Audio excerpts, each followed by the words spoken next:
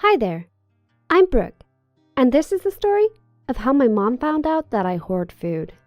My mom has always been obsessed with eating healthily and exercising loads. She basically lives in the gym, and she has to go every day, even on our birthdays and Christmas. She has also been on some kind of diet for as long as I can remember. She doesn't need to diet at all. She's got a really nice figure.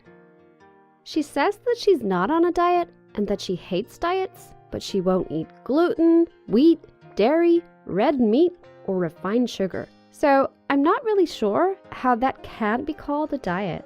The thing is, I wouldn't really care what my mom eats or does because we're not particularly close. But she tries to make my whole family follow the same regime.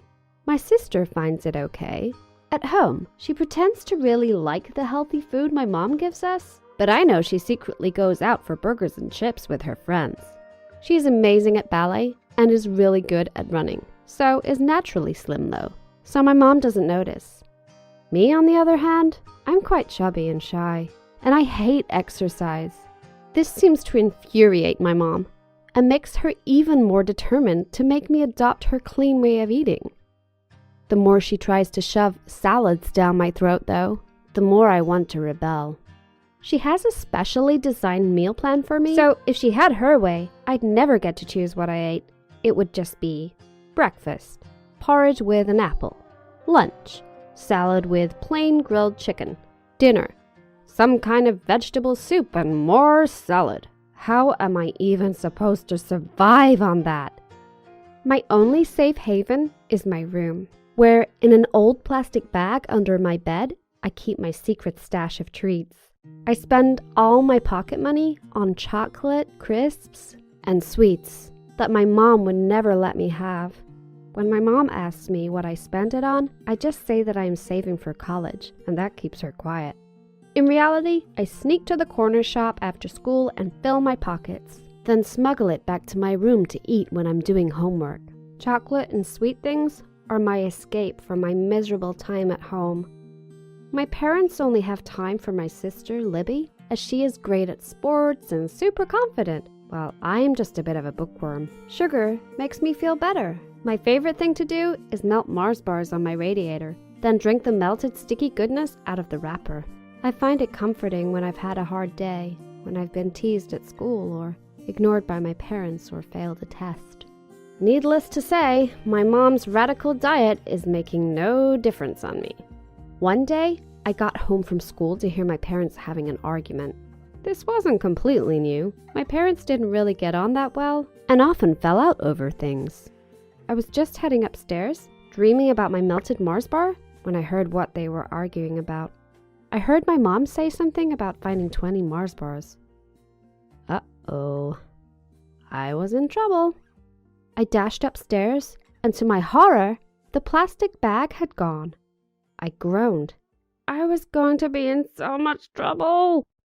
Chocolate was the only thing that made me feel better. It was all I had. Tears started running down my face, and I sat down with my back against the door, trying not to imagine the life of salad and plain grilled chicken that was waiting for me.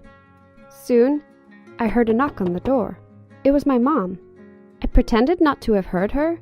She went away, but came back an hour later, and then an hour after that. Eventually, 4 hours later, I was actually pretty starving, so I relented and opened the door when she knocked. I felt embarrassed for my stash of food, but also angry that she had pushed me to have to hide food. I didn't want to speak to her, but she sat down on my bed and asked me if we could have a chat. My mom was not one for heart-to-hearts, especially not with me, so I wasn't sure what she was going to say. Probably telling me off about my hoarding, telling me I was going to get diabetes from the amount of sugar I was eating, that the diet she put me on was for my own good. But she didn't. Instead, she started crying. I was shocked. This was the last thing I expected. I couldn't see why it was something she needed to cry about. Was it that big a deal that I wasn't following her diet? I can't believe I've pushed you to hiding food, Brooke. What sort of person must I be? Why didn't you just talk to me? I mumbled something non-committal in reply, not wanting to admit that I didn't think she was very approachable. Mom apologized again and explained that the reason she was so uptight about her diet is that her best friend at school died from a heart attack really young.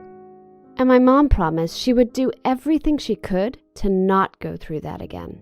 But she admitted that she had let it get way too far. Consumed by her grief and obsession over protecting us, she had stopped actually being a good mother to us. She said she could see now that she needed to relax more. She asked me if we could make a deal. I would stop hiding food if she promised to be there to talk about anything bothering me. Half skeptical and half desperately wanting to believe it was true, I agreed. It's now been 3 weeks since we talked. My mom is unrecognizable. She is more friendly and caring than she's ever been. We decided to compromise on the healthy food front, her agreeing to buy some treat foods, and me agreeing to try to eat less sugary snacks. We can actually eat carbs now. And actually, I think we're healthier than ever.